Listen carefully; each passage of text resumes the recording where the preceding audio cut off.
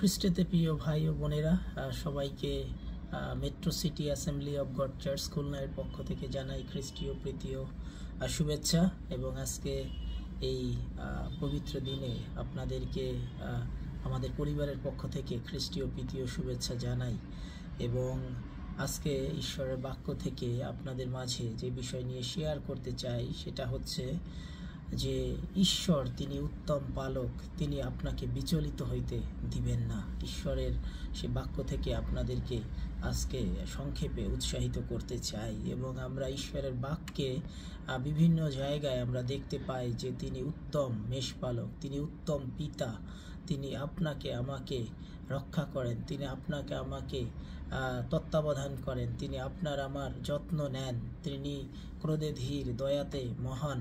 এবং সেই জন্য আজকে ঈশ্বরের বাক্য থেকে আপনাদেরকে উৎসাহিত করতে চাই যে ঈশ্বর তিনি উত্তম পালক এবং তিনি আপনাকে আমাকে কখনো বিচলিত হইতে দিবেন না। এবং শাস্ত্রের একটি অংশ পাঠ করতে চাই, গীত সংহিতা তার 23 গীত, এখান থেকে আজকে ঈশ্বরের বাক্য শেয়ার করতে চাই। এবং গীত সংহিতা তার 23 গীতের 1 পদ থেকে 6 পদ পর্যন্ত আমি পড়ছি। এইখানে বলা হয়েছে, সদাপ্রভু আমার পালক, আমার অভাব হইবে না। তিনি তৃণভূষিতেও চরানিতে আমাকে শয়ন করান, তিনি বিশ্রাম জলের ধারে ধারে আমাকে চালান, তিনি আমার প্রাণ ফিরাইয়া আনেন, তিনি নিজ নামের জন্য আমাকে ধর্মপথে গমন করান। যখন আমি মৃত্যু ছায়ার উপত্যকা দিয়া গমন করিব, তখনও অমঙ্গলের ভয় করিব না, কেননা তুমি আমার সঙ্গে সঙ্গে আছো। তোমার পাচনি ও তোমার যষ্টি আমাকে সান্ত্বনা করে। তুমি আমার শত্রুগণের সাক্ষাতে আমার সম্মুখে মেজ সাজাইয়া থাকো। তুমি আমার মস্তক তৈলে সিক্ত করিয়াছ, আমার পানপাত্র উথলিয়া পড়িতেছে। কেবল মঙ্গল ও দয়াই আমার জীবনের সমুদয় দিন আমার অনুচর হইবে, আর আমি সদাপ্রভুর গৃহে চিরদিন বসতি করিব। এইখানে আমরা দেখতে পাই যে বলছে যে সদাপ্রভু আমার পালক, আমার অভাব হইবে না। তিনি তৃণভূষিত চরানিতে আমাকে শয়ন করান, তিনি বিশ্রাম জলের ধারে ধারে আমাকে চালান। এবং সেই জন্য আজকে ঈশ্বরের এই বাক্য থেকে আপনাদেরকে উৎসাহিত করতে চাই যে ঈশ্বর সদাপ্রভু তিনি আপনার আমার জীবনের জন্য উত্তম পালক এবং তিনি আপনাকে আমাকে কখনো বিচলিত হইতে দিবেন না। এবং ঈশ্বরের বাক্য এই কথা বলে, যখন আমরা মৃত্যু ছায়ার উপত্যকা দিয়ে গমন করিব, তখনও অমঙ্গলের ভয় করিব না, কেননা সদাপ্রভু আপনার আমার সঙ্গে সঙ্গে রয়েছে। যখন আমরা অভাবে পড়ব, তিনি আপনার আমার অভাবগুলো মেটাবেন। যখন আমরা বিপদে পড়ব, তিনি আমাদেরকে সংকটকালে সুপ্রাপ্য সহায় হয়ে তিনি আপনাকে আমাকে রক্ষা করবেন। এবং আমরা যদি আরেকটি অংশ দেখতে চাই, যোহন তার 10 অধ্যায় তার 11 পদ, এইখানে বলা হয়েছে, প্রভু যীশু বলছেন যে আমি উত্তম মেষপালক, উত্তম মেষপালক মেষদের জন্য আপন প্রাণ সমর্পণ করেন। কত সুন্দর বাক্য যে প্রভু যীশু তিনি বলছেন যে আমি উত্তম মেষপালক, আমি আমার মেষদের জন্য আমার নিজের প্রাণ আমি সমর্পণ করে থাকি। এমন প্রেমিক, এমন বন্ধু, এমন রক্ষাকারী ঈশ্বর, এমন দয়াবান পিতা আমরা কিন্তু আর দেখতে পাই না। এবং পৃথিবীতে অনেক মনীষী, অনেক সাধু, অনেক সন্ন্যাসী, অনেক ধর্মগুরু, অনেক নেতা অনেক এসেছেন, কিন্তু তারা কিন্তু আপনার আমার জন্য হয়তো কিছু ভালো কাজ করেছেন, কিন্তু কেউ আপনার আমার জন্য যে প্রাণ দিবে এমন কেউ কিন্তু এই জগতে কিন্তু বলে নাই। কিন্তু প্রভু যীশু এইখানে বলছেন যে আমি উত্তম মেষপালক, উত্তম মেষপালক তার মেষদের জন্য আপন প্রাণ সমর্পণ করেন। আমাদের ঈশ্বর সদাপ্রভু তিনি তার মেষদের জন্য, প্রভু যীশু তিনি তার মেষদের জন্য নিজের প্রাণ তিনি সমর্পণ করতেও তিনি কুণ্ঠিত হননি।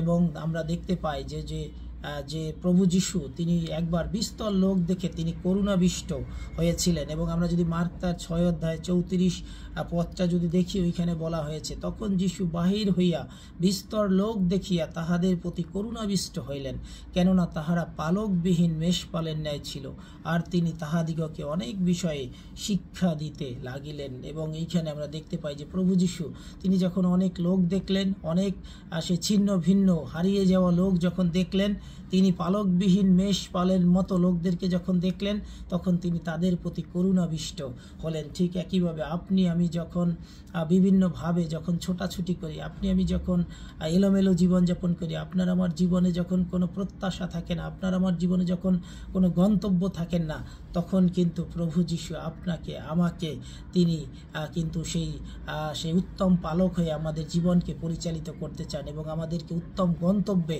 ভালো গন্তব্যে কিন্তু তিনি নিয়ে যেতে চান। এবং আমরা যদি একটু দেখি যে মেষ পালক আসলে বা উত্তম পালক তিনি কি করেন, এবং আমরা ইসরায়েল দেশে এর ঘটনা বাইবেলে আমরা যদি দেখি, আমরা দেখতে পাই যে ইসরায়েল জাতির অনেক লোক তারা মেষপালক ছিল। এমনকি দাউদ তিনিও মেষপালক ছিলেন, আরও অনেকেই, এমনকি মসি তিনিও মেষপাল চড়াতেন তার শ্বশুর বাড়িতে গিয়ে।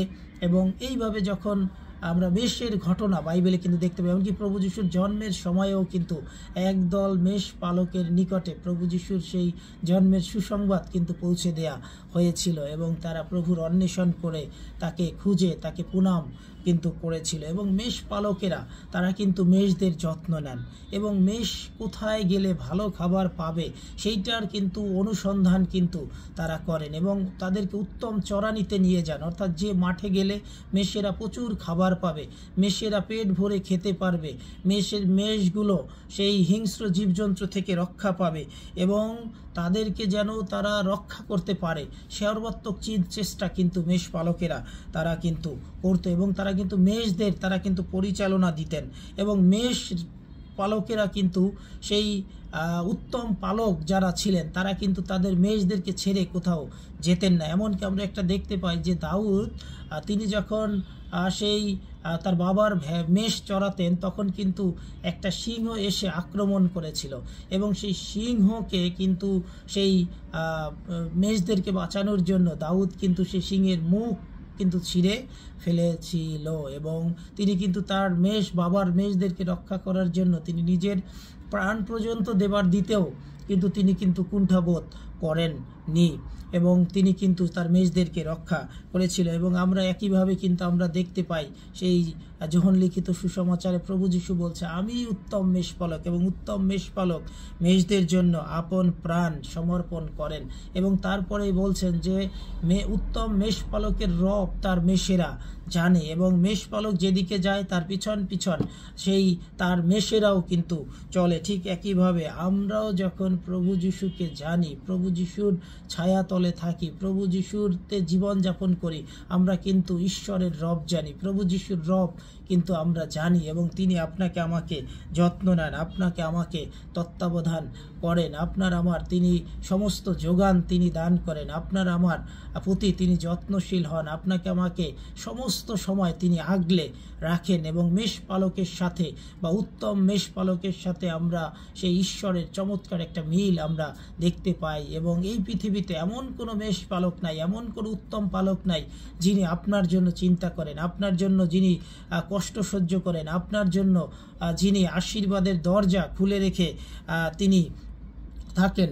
কিন্তু তিনি আমাদের জন্য একজন প্রভু যিশু রয়েছেন যিনি উত্তম পালক, একজন ঈশ্বর রয়েছেন যিনি উত্তম পালক এবং তিনি কখনো আপনাকে আমাকে বিচলিত হইতে দিবেন না। আমাদের জীবনে হয়তো নানা রকম নেকড়ে আসবে, নানা রকম হিংস্র কিছু আসবে, নানা রকম বিপদ আসবে, প্রতিবন্ধকতা আসবে, কিন্তু মনে রাখবেন আপনার আমার একজন উত্তম পালক রয়েছেন যিনি কখনো আপনাকে আমাকে বিচলিত হইতে দিবেন না। এবং বাইবেল এই কথা বলে আমাদের রক্ষক কখনো ঢুলিয়া পড়েন না, তিনি নিদ্রা যান না, তিনি আপনার আমার যত্ন কিন্তু নিয়ে থাকেন। এবং আমরা যদি মথি 28 অধ্যায়ে যদি 20 পদের শেষের অংশ যদি দেখি, ওইখানে বলা হয়েছে, আর দেখো আমি যুগান্ত পর্যন্ত প্রতিদিন তোমাদের সঙ্গে সঙ্গে রয়েছে। আমাদের সঙ্গে প্রভু যিশু রয়েছেন, আমাদের সঙ্গে ঈশ্বর রয়েছেন, আমাদের সঙ্গে আমাদের জীবন্ত পিতা তিনি রয়েছেন যিনি যুগান্ত পর্যন্ত তিনি আপনার আমার সঙ্গে থেকে আপনাকে আমাকে তিনি আঁকড়ে রাখবেন, আপনাকে আমাকে রক্ষা করবেন, আপনার আমার যত্ন নিবেন এবং আপনাকে আমাকে তিনি কখনোই বিচলিত হইতে দিবেন না। আপনি আমি যদি মথি তার 11 অধ্যায় 28 পদ থেকে যদি কয়েকটা পদ যদি দেখি, 28 থেকে 30 পদ, এইখানে বলা হয়েছে, হে পরিশ্রান্ত ভারাক্রান্ত লোক সকল আমার নিকটে আইসো, আমি তোমাদিগকে বিশ্রাম দিব। আমার জোয়ালি আপন স্কন্ধে তুলিয়া লও, আমার নিকটে শিক্ষা করো, কেননা আমি মৃদুশীল ও নম্রচিত্ত, তাহাতে তোমরা আপন আপন প্রাণের জন্য বিশ্রাম পাইবে, কারণ আমার জোয়ালি সহজ ও আমার ভার লঘু। আমেন। এবং ঈশ্বরের বাক্য এখানে অতি সুন্দরভাবে বলছে, হে পরিশ্রান্ত ভারাক্রান্ত লোক সকল, আমার কাছে আইসো, আমি তোমাদিগকে বিশ্রাম দিব। এবং 30 পদে বলছে যে আমার জোয়ালি সহজ ও আমার ভার লঘু। এবং আমরা যেন আমাদের সমস্ত ভাবনার ভার, আমাদের সমস্ত দুশ্চিন্তা, আমাদের সমস্ত কিছু যেন ঈশ্বরের উপরে, তার কাঁধের উপরে যেন ফেলে দেই, কারণ তিনি আমাদের জন্য চিন্তা করেন এবং তিনি আমাদেরকে বিশ্রাম দেন, তিনি আমাদের যত্ন নেন, তিনি আমাদের তত্ত্বাবধান করেন। এবং এই কথা ঈশ্বরের বাক্য এই কথা বলে, তোমাদের সমস্ত ভাবনার ভার আমার উপরে ফেলে দাও, কারণ আমি তোমাদের জন্য চিন্তা করি। আমাদের সমস্ত দুশ্চিন্তা, সমস্ত কিছু যেন আমরা ঈশ্বরের কাছে যেন আমরা ফেলে দেই।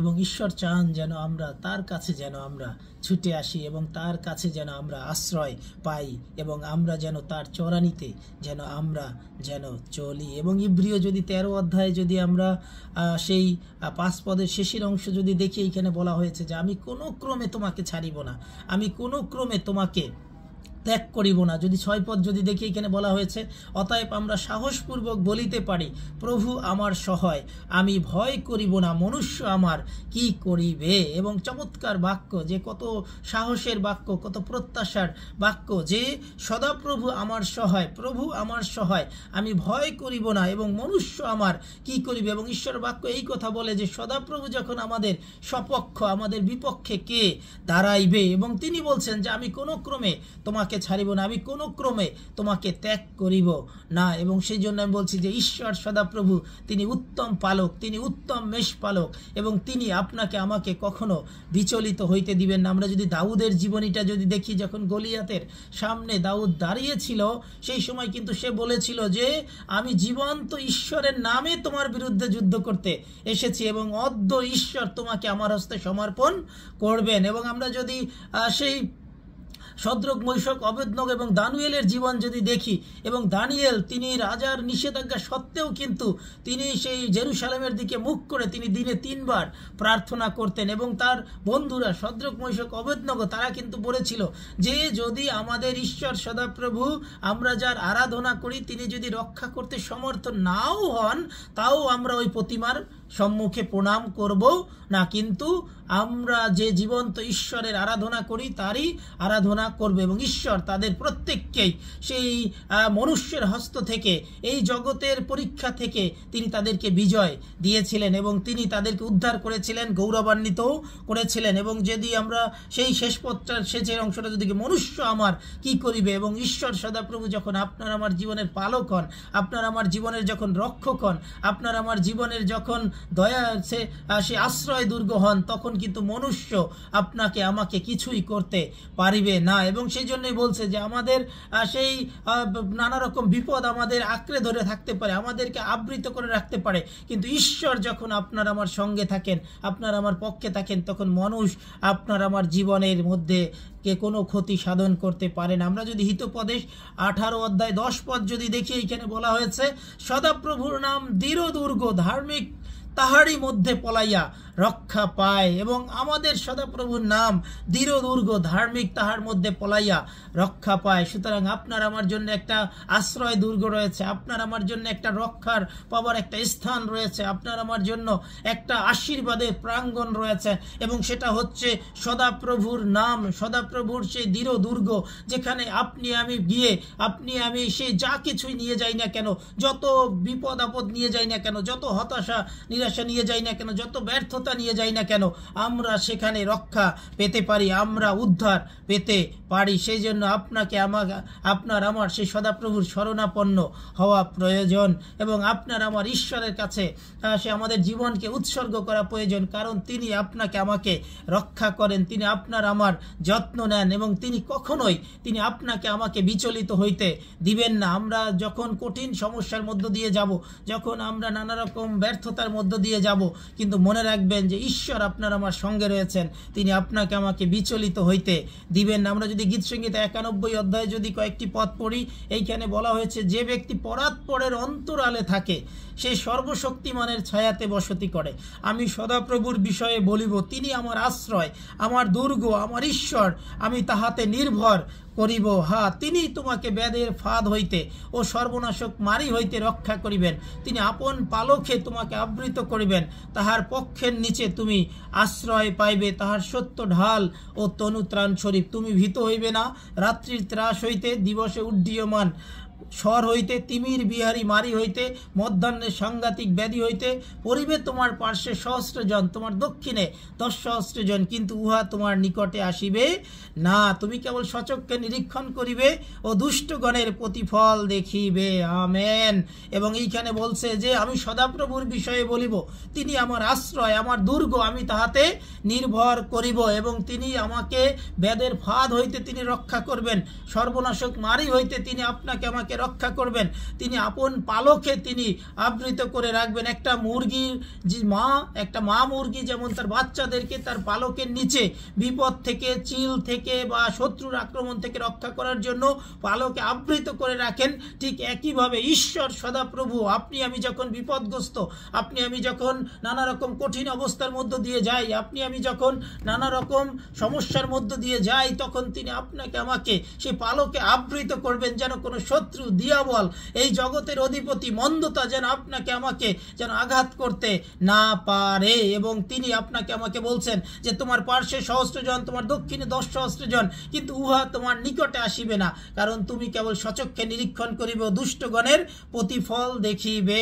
আমেন। এবং সেই জন্যই আমি বলছি যে আপনার আমার জীবনে একজন উত্তম পালক রয়েছেন, আপনার আমার জীবনে একজন সেই ঈশ্বর রয়েছেন, যিনি স্নেহশীল, যিনি ক্রোধে ধীর, যিনি দয়াতে মহান, এবং তিনি আপনাকে আমাকে যে কোনো পরিস্থিতিতে তিনি বিচলিত হইতে দিবেন না, কারণ তিনি যুগান্ত পর্যন্ত সব সময় তিনি আপনার আমার সঙ্গে রয়েছেন।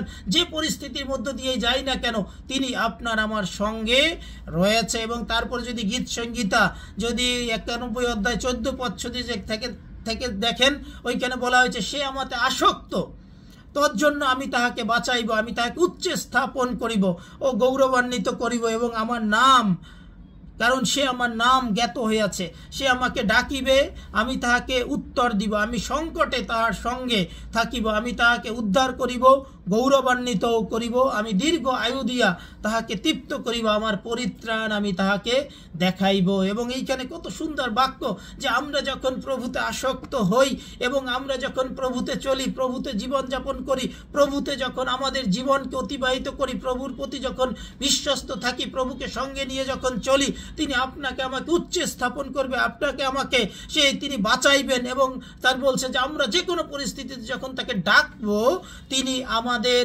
প্রার্থনার উত্তর দিবেন। এবং তারপরে 15 পদের শেষের অংশ বলছে, আমি সংকটে তাহার সঙ্গে থাকিব, আমি তাহাকে উদ্ধার করিব ও গৌরবান্বিত করিব। এবং সেই জন্য আমি বলছি যে আমাদের উত্তম পালক রয়েছেন, আমাদের প্রভু ঈশ্বর রয়েছেন, যিনি আপনাকে আমাকে কখনো বিচলিত হইতে দিবেন না। সংকটকালে তিনি আপনার আমার জীবনের সুপ্রাপ্য সহায় হিসেবে আপনাকে আমাকে রক্ষা করবেন।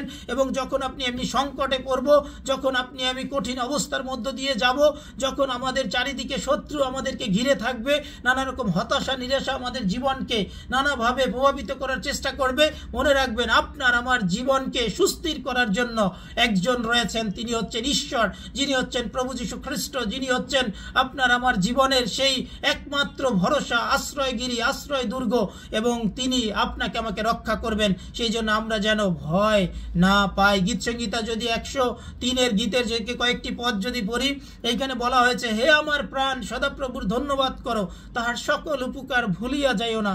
তিনি তোমার সমস্ত অধর্ম ক্ষমা করেন, তোমার সমস্ত রোগের প্রতিকার করেন। তিনি কূপ হইতে তোমার জীবন মুক্ত করেন, দয়া ও করুণার মুকুটে তোমাকে ভীষিত করেন। তিনি উত্তম দ্রব্যে তোমার মুখ তৃপ্ত করেন, ঈগল পক্ষীর ন্যায় তোমার নূতন যৌবন হয়। যদি সদাপ্রভু ঈশ্বর আপনাকে তার বাক্য দিয়ে এইভাবে যদি প্রত্যাশা দিয়ে থাকেন, তাহলে আপনার আমার বিচলিত হবার, আপনি আমার হতাশা হওয়ার, গ্রস্ত হওয়ার কোনো কারণ নেই। নেই, কারণ এই কথা বলছে যে তোমার সমস্ত অধর্ম তিনি ক্ষমা করবেন, সমস্ত রোগের তিনি প্রতিকার করবেন, কূপ হইতে আপনার আমার জীবনকে তিনি মুক্ত করবেন, দয়া ও করুণার মুকুটে আপনাকে আমাকে ভূষিত করবেন, তিনি উত্তম দ্রব্যে আপনাকে আমাকে তৃপ্ত করবেন, ঈগল পক্ষীর ন্যায় আপনাকে আমাকে নূতন যৌবন তিনি দান করবেন। সেই জন্য আপনি আমি যেন ভীতগ্রস্ত না হই, আপনি ভয় সন্ত্রস্ত যেন না হই, আমরা প্রভুর উপরে যেন নির্ভর করি, কারণ তিনি উত্তম পালক, তিনি আপনাকে আমাকে যে কোনো পরিস্থিতিতে বিচলিত হইতে দিবেন না। এবং ঈশ্বরের বাক্য সেই প্রতিজ্ঞা করে যে তিনি রোগের কালে আমাদের সুপ্রাপ্য সহায়, আমাদের সংকটে তিনি সুপ্রাপ্য সহায়, আমাদের পাপ সকল তিনি ক্ষমা করেন, আমাদের দয়া ও করুণার মুকুটে তিনি আমাদের জীবনকে ভূষিত করেন, তিনি উত্তম দ্রব্যে আপনার আমার জীবনকে তিনি তৃপ্ত করেন। যদি গীত সংহিতা যদি 103 গীতের 8 পদ থেকে যদি দেখি, এখানে আরো চমৎকার ঈশ্বরের বাক্য বলা হয়েছে, বলছে সদাপ্রভু স্নেহশীল ও কৃপাময়, তিনি ক্রোধে ধীর ও দয়াতে মহান, তিনি নিত্য অনুযোগ করিবেন না, চিরকাল ক্রোধ রাখিবেন না, তিনি আমাদের প্রতি আমাদের পাপানুযায়ী ব্যবহার করেন নাই, আমাদের অধর্ম অনুযায়ী প্রতিফল আমাদিগকে দেন নাই, কারণ পৃথিবীর উপরে আকাশমণ্ডল যত উচ্চ, যাহারা তাহাকে ভয় করে তাহাদের উপরে তাহার দয়া তত মহৎ। তারপরে 12 পদে বলছে পশ্চিম দিক হইতে পূর্ব দিক যেমন দূরবর্তী, তিনি আমাদের হইতে আমাদের অপরাধ সকল তেমনি দূরবর্তী করিয়াছেন। এবং চমৎকার বাক্য 13 পদে বলছে পিতা যেমন সন্তানদের প্রতি করুণা করেন, যাহারা সদাপ্রভুকে ভয় করে তাহাদের প্রতি তিনি কেমনই করুণা করেন। 14 পদে বলছে কারণ তিনিই আমাদের গঠন জানেন, আমরা যে ধূলি মাত্র ইহা তাহার স্মরণে আছে। এবং কত সুন্দর বাক্য যে আকাশমণ্ডল যত উচ্চ, যাহারা তাহাকে ভয় করে তাহাদের উপরে সদাপ্রভুর দয়া তত মহৎ। ঈশ্বরের বাক্যের গৌরব হোক, ঈশ্বরের সেই গৌরব হোক, প্রশংসা হোক। তারপরে বলছে পশ্চিম দিক হইতে পূর্ব দিক যেমন দূরবর্তী, তিনি আপনার আমার হইতে আমাদের পাপ সকল তেমন দূরবর্তী করেছেন। পিতা যেমন তার সন্তানদেরকে ভালোবাসেন, যে কোনো কঠিন অবস্থায় যে কোনো পরিস্থিতি তাদেরকে রক্ষা করেন, সমস্ত কিছু দিয়ে প্রতিপালন করেন, ঠিক একইভাবে আমাদের ঈশ্বর সদাপ্রভুও তিনি আমাদের সংকটে, আমাদের রোগে, আমাদের শোকে, আমাদের অসুস্থতায়, আমাদের ব্যর্থতায়, আমাদের নানা রকম কঠিন অবস্থায় তিনি আপনার আমার সঙ্গে রয়েছেন। তিনি কখনো তিনি বিচলিত হইতে আপনাকে আমাকে দিবেন না, তিনি কখনো ঢুলিয়া পড়েন না, তিনি কখনো নিদ্রা যান না, তিনি আপনার আমার প্রার্থনা তিনি শ্রবণ করেন, তিনি আপনাকে আমাকে দয়া করার জন্য তিনি উন্মুখ হয়ে থাকেন, এবং যেন আপনার আমার সঙ্গে থেকে থেকে যেন তিনি আপনাকে আমাকে রক্ষা করতে পারেন, আপনার আমার জীবনকে যেন নিয়ন্ত্রণ যেন করতে পারেন। এবং সাধু দাউদ তিনি 2 শমূয়েল সেই 22 অধ্যায়ের 3 পদের থেকে বা 2 পদ থেকে তিনি বলছেন সদাপ্রভু মম শৈল, মম দুর্গ, মম রক্ষাকর্তা, মম শৈলরূপ ঈশ্বর, আমি তাহার শরণাগত, মম ঢাল, মম ত্রাণ শৃঙ্গ, মম উচ্চ দুর্গ, মম আশ্রয়স্থল। এবং কত সুন্দর তার বাক্য। এবং তারপরে 7 পদে বলছে সংকটে আমি সদাপ্রভুকে ডাকিলাম, আমার ঈশ্বরকে আহ্বান করিলাম, তিনি নিজ মন্দির হইতে আমার রব শুনিলেন, আমার আর্তনাদ তাহার কর্ণগোচর হইল। আপনি আমি যেন সংকটের সময় যেন বিচলিত না হই, আপনি আমি যেন কঠিন অবস্থায় যদি তার আগে যদি দেখি যে শত্রু যখন তাকে ঘিরে রেখেছে এবং শত্রুরা যখন তাকে বেষ্টন করে রেখেছে সাধু দাউদকে, তখন তিনি বলছেন যে আমি সংকটে সদাপ্রভুকে ডাকিলাম, আমার ঈশ্বরকে আহ্বান করিলাম, এবং তিনি আপন মন্দির হইতে আমার রব শুনিলেন, আমার আর্তনাদ তাহার কর্ণগোচর হইল। ঠিক একইভাবে আপনার আমার জীবনেও যখন না বিভিন্নভাবে শয়তান শত্রু দিয়াবল যখন আপনাকে সেই ঘিরে থাকবে, আপনাকে নষ্ট করতে চাবে, ধ্বংস করতে চাবে, আপনার জীবনকে পদদলিত করতে চাবে, আপনার জীবনের উপরে রাজত্ব করতে চাইবে, এবং সাধু দাউদের মতো আপনি সংকটে সদাপ্রভুকে ডাকেন, সংকটে সদাপ্রভুর সেই মুখের অন্বেষণ করেন, তাকে আহ্বান করেন, এবং দেখবেন যে তিনি নিজ মন্দির হইতে তিনি আপনার প্রার্থনা শুনবেন, আপনার আর্তনাদ শুনবেন, এবং আপনাকে সেই কঠিন অবস্থায় তিনি আপনাকে রক্ষা করবেন। এবং ঈশ্বরের বাক্য সেই কথা বলে। এবং যদি গীতসংহিতা 27 অধ্যায় যদি 1 পদ যদি দেখি, এখানে বলা হয়েছে, সদাপ্রভু আমার জ্যোতি, আমার পরিত্রাণ, আমি কাহা হইতে ভীত হইব। সদাপ্রভু আমার জীবন দুর্গ, আমি কাহা হইতে ত্রাসযুক্ত হইব। কত সুন্দর বাক্য, যে সদাপ্রভু আমার জ্যোতি, আমার পরিত্রাণ, আমি কার থেকে ভয় পাবো, আমি কাকে ভয় পাবো?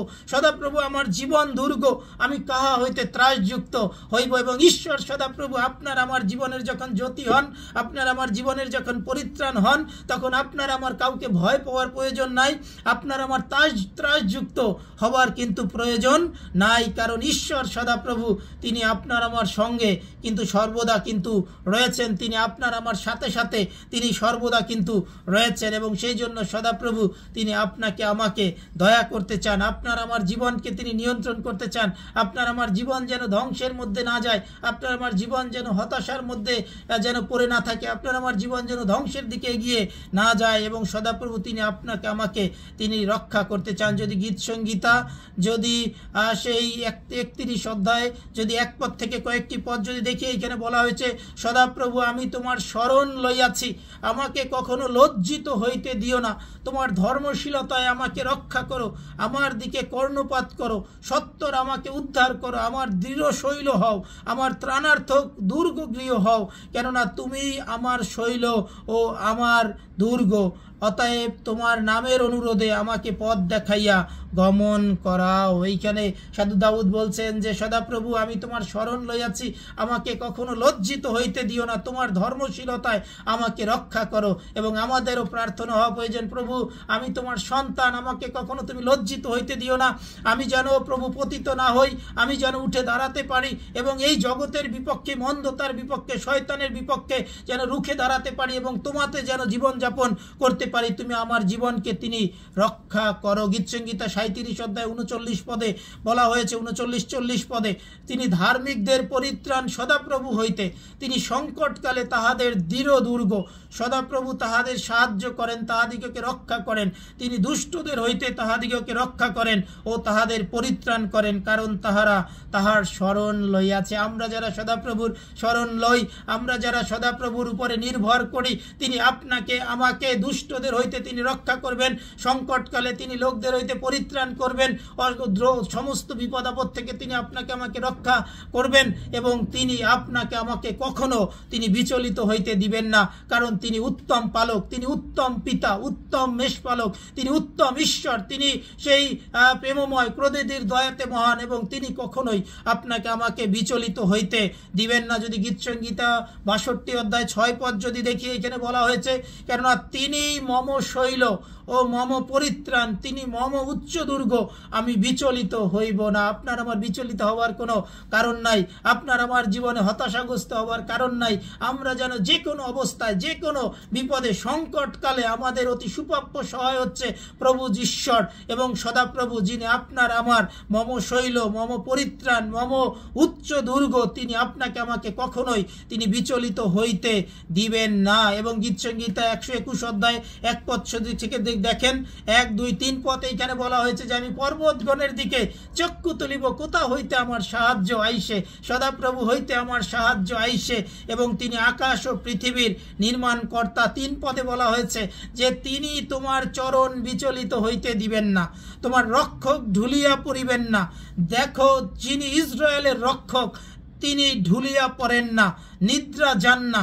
সদাপ্রভু তোমার রক্ষক, সদাপ্রভুই তোমার ছায়া, তিনি তোমার দক্ষিণ পার্শ্বে।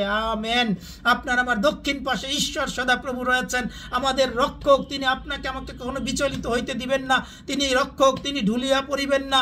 তিনি ইসরায়েলের রক্ষক, তিনি কখনো ঢুলিয়া পড়েন না, তিনি নিদ্রা যান না। সদাপ্রভুই আপনার আমার রক্ষক, আপনার আমার ছায়া, তিনি আপনার আমার দক্ষিণ পার্শ্বে থেকে তিনি সর্বদা আপনাকে আমাকে রক্ষা করেন, আপনাকে আমাকে ধরে রাখেন। সেই জন্য আপনি আমি যেন ভয় না পাই, ভীত সন্ত্রস্ত না হই। আমাদের ঈশ্বর সদাপ্রভু তিনি আমাদের আশ্রয়গিরি, তিনি আমাদের আশ্রয় দুর্গ, তিনি কখনো ঢুলিয়া পড়েন না, তিনি আপনাকে আমাকে কখনোই বিচলিত হইতে তিনি দিবেন না। এবং যদি আমরা যদি গীতসংহিতা 46 অধ্যায় যদি 1-2 পদ যদি দেখি, এইখানে বলা হয়েছে ঈশ্বর আমাদের পক্ষে আশ্রয় ও বল, তিনি সংকটকালে অতি সুপ্রাপ্য সহায়। অতএব আমরা ভয় করিব না, যদ্যপি পৃথিবী পরিবর্তিত হয়, যদ্যপি পর্বতগণ ঢলিয়া সমুদ্রের গর্ভে পড়ে। এবং কত সুন্দর বাক্য যে ঈশ্বর সদাপ্রভু আমাদের পক্ষে আশ্রয় ও বল, তিনি সংকটকালে অতি সুপ্রাপ্য সহায়। আমরা যেন ভয় না করি, এবং পৃথিবী যদি পরিবর্তিতও হয়, পর্বতগণ যদি ঢলিয়া সমুদ্রের গর্ভেও যদি পড়ে, তারপরে যেন আমরা ভয় না পাই, কারণ তিনি আমাদের সুপ্রাপ্য সহায়। তিনি আপনার আমার আশ্রয় দুর্গ, তিনি আপনার আমার আশ্রয় বল, তিনি আমাদের মম শৈল, মম ত্রাণ শৃঙ্গ, তিনি সংকটকালে আপনার আমার জীবনের অতি সুপ্রাপ্য সহায়। সেজন্য তিনি আপনাকে আমাকে বিচলিত হইতে, আপনাকে আমাকে ভীত সন্ত্রস্ত হইতে, আপনাকে আমাকে সে হতাশাগ্রস্ত হইতে তিনি আপনাকে আমাকে সে নিরুৎসাহিত করেছেন। কারণ ঈশ্বরের বাক্য এই কথা বলে যে চোর আইসে কেবল যেন চুরি বধ ও বিনাশ করতে পারে, কিন্তু আমি আসিয়াছি যেন তারা জীবন পায় ও জীবনের উপচয় পায়। সুতরাং সদাপ্রভু তিনি চান যেন আমরা আমাদের উত্তম মেষপালক প্রভুর উপরে যেন নির্ভর করি, আমরা যেন তার উপরে যে জীবন স্থিরতা আনি, আমরা যেন সুস্থির হই,